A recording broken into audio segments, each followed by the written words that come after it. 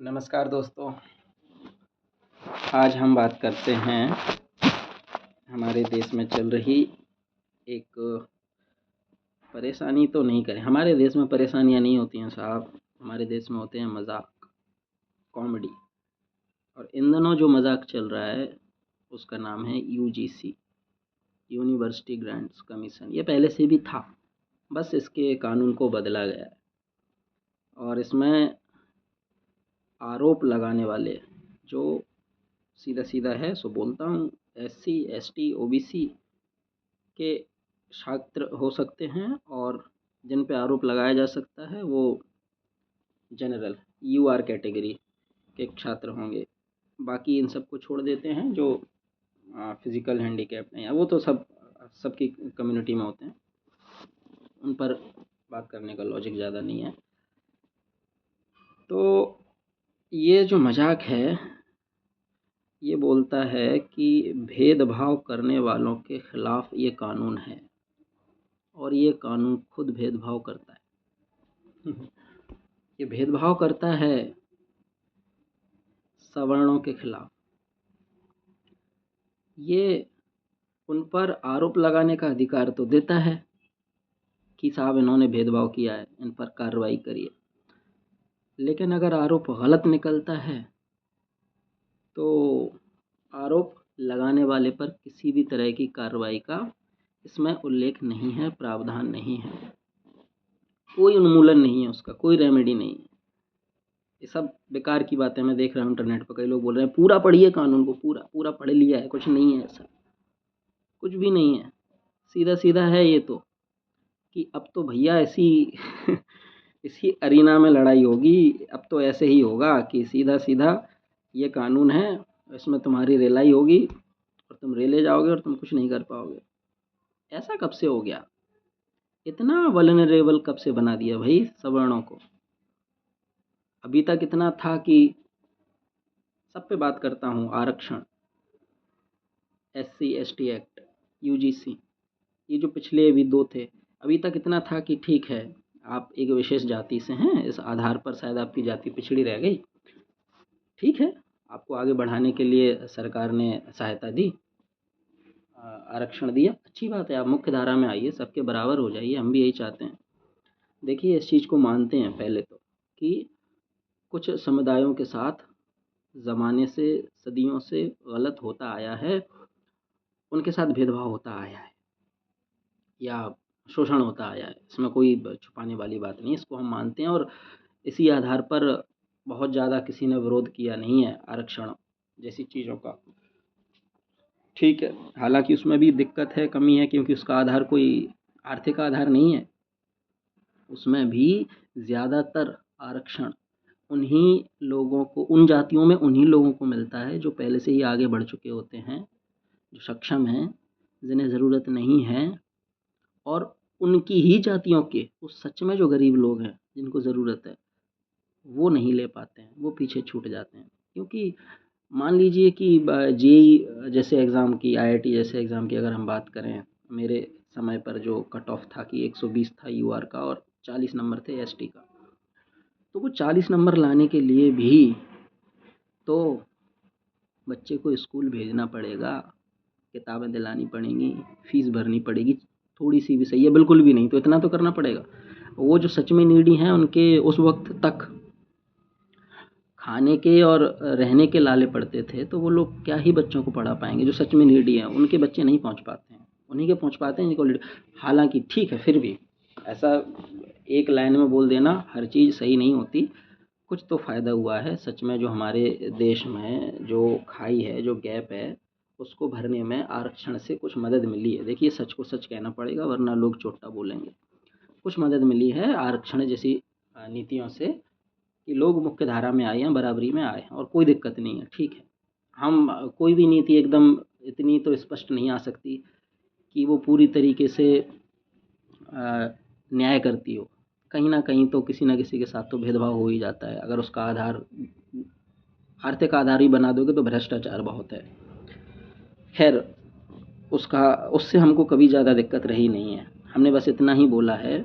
क्योंकि EWS category आ गई तो जो UR कैटेगरी के लोग थे जो सच में नीडी हैं, वो उसमें जा चुके हैं। हालाँकि उसमें आर्थिक आधार है, 8 लाख से ज़्यादा सालाना आय नहीं होनी चाहिए, 1000 वर्ग फीट, 1200 वर्ग फीट से ज़्यादा का घर या प्लॉट नगर पालिका, नगर परिषद में क्रमानुसार उससे ज़्यादा नहीं होना चाहिए।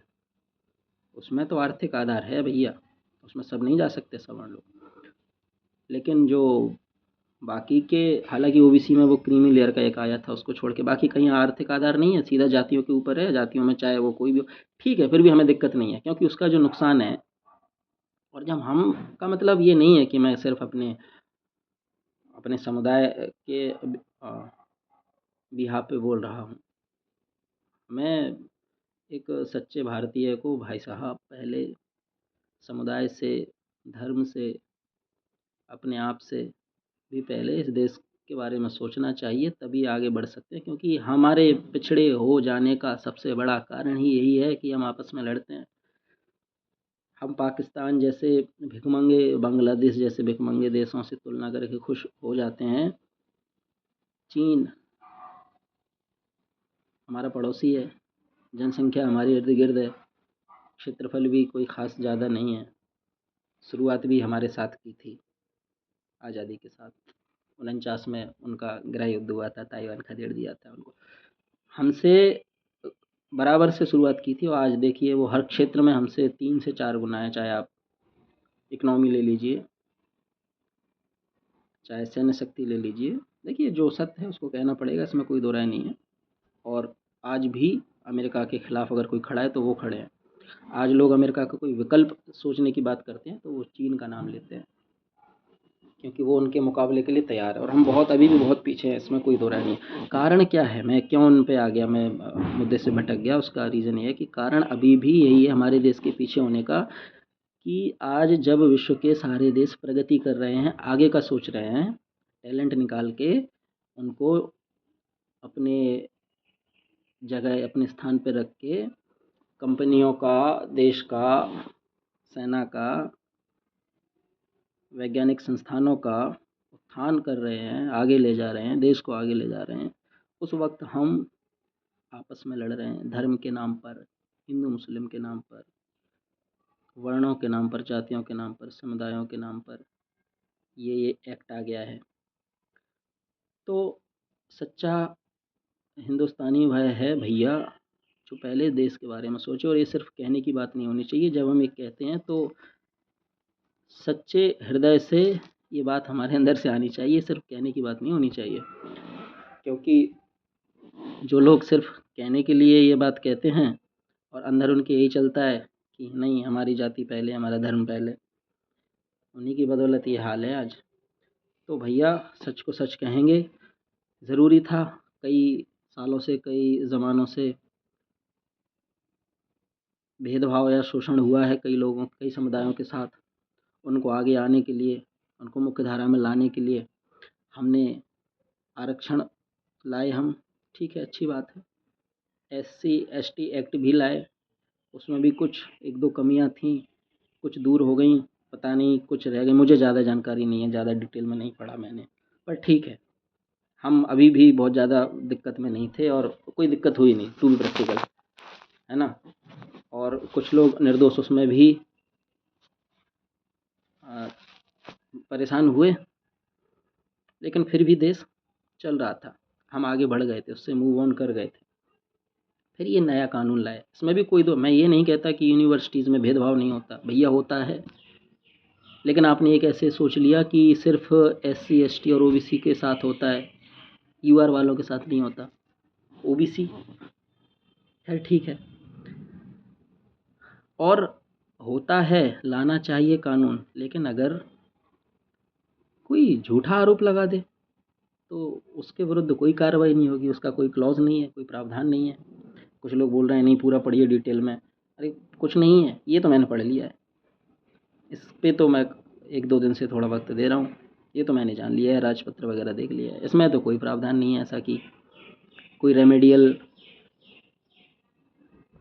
क्लॉज नहीं है कि अगर भाई किसी ने झूठा आरोप लगाया तो उसके विरुद्ध, उसके खिलाफ ये चीज़ हो जाएगी। कोई आर्थिक दंड तक नहीं है, कुछ भी नहीं है, मतलब आप मोटिवेट कर रहे हैं, आप इस कानून के द्वारा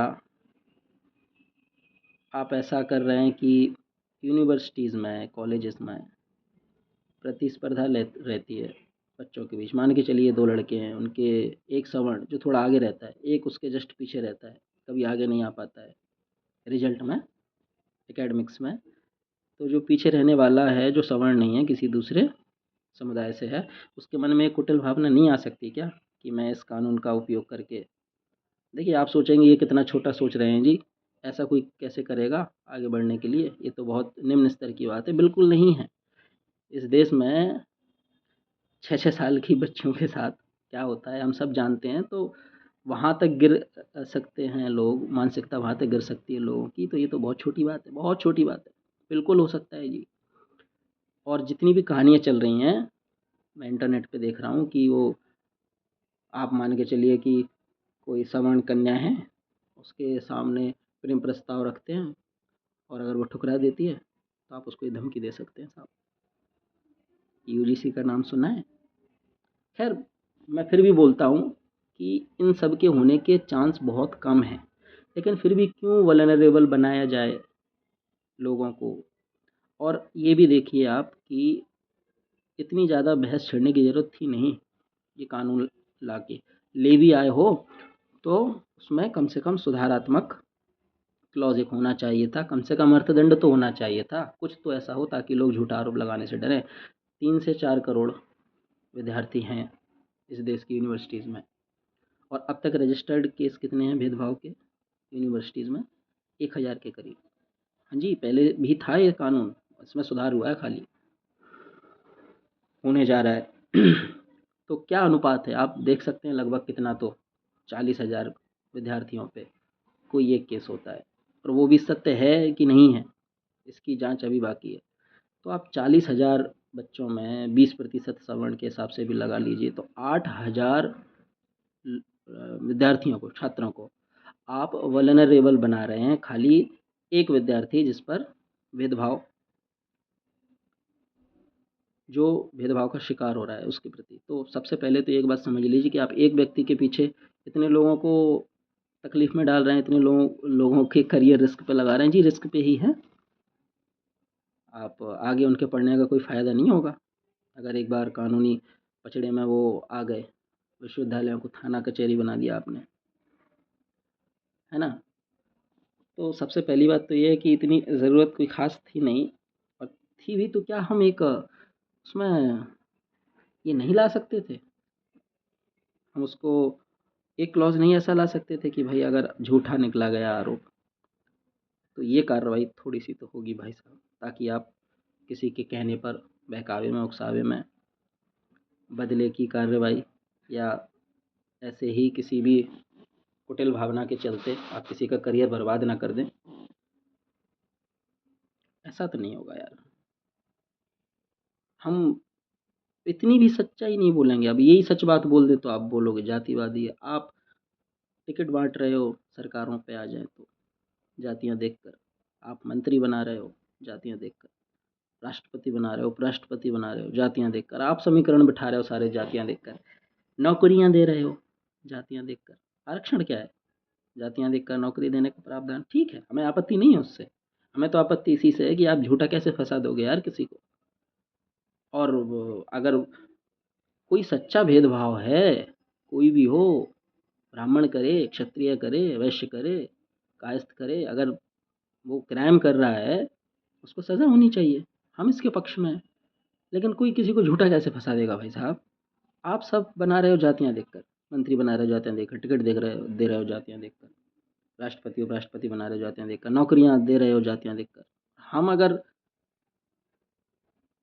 अपने हक की बात इतनी सी भी बोल दें तो आप जातिवादी हो गए, हम मनुवादी हो गए, हम जातिवादी हो गए भैया। हम कुछ ना बोलें, हम बस चुपचाप सहते जाएँ। जो भी हो रहा है हमारे छाती पे लात रख के आगे निकलते जाओ, दबाते जाओ अंदर, गाड़ दो ज़िंदा हमको ज़मीन में। बस हम अगर चुपचाप रहें तब तो ठीक है, कुछ भी चूँ भी कर दें तो हम जातिवादी हो गए। इतना वल्नरेबल कब से बना दिया भाई सवर्णों को? अब ये अब ये रिवर्स डिस्क्रिमिनेशन नहीं हो रहा है क्या? खैर,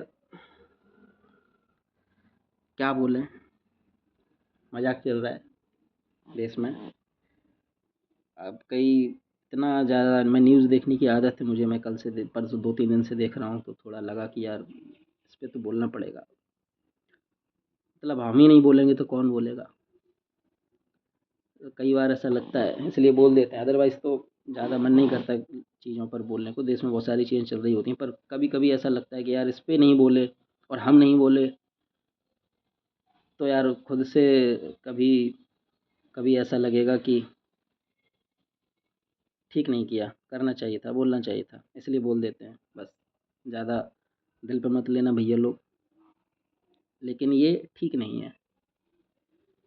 ये जो भी हो रहा है ठीक नहीं है। और मैं सिर्फ़ ये नहीं कि सवर्णों के बिहाफ़ पे ये बात बोल रहा हूँ, मैं सबको ये बात बोल रहा हूँ, भाई गलत किसी के साथ भी हो, एससी, एसटी, ओबीसी के साथ गलत होता है, सवर्णों उनके साथ खड़े हो जाओ।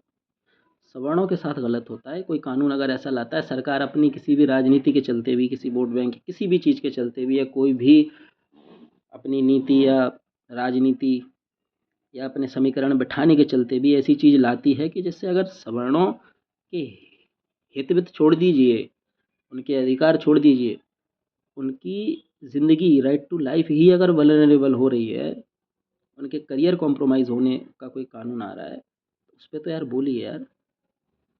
ऐसी चीज़ों पर तो उनके पक्ष में खड़े हो जाइए, क्योंकि हम एक सामूहिक तौर पर देखा जाए तो हमें देश देखना है। हम देशवासी हैं, हम जातिवासी नहीं हैं, हम कोई क्षेत्रवासी नहीं हैं, हम सबसे पहले देशवासी हैं।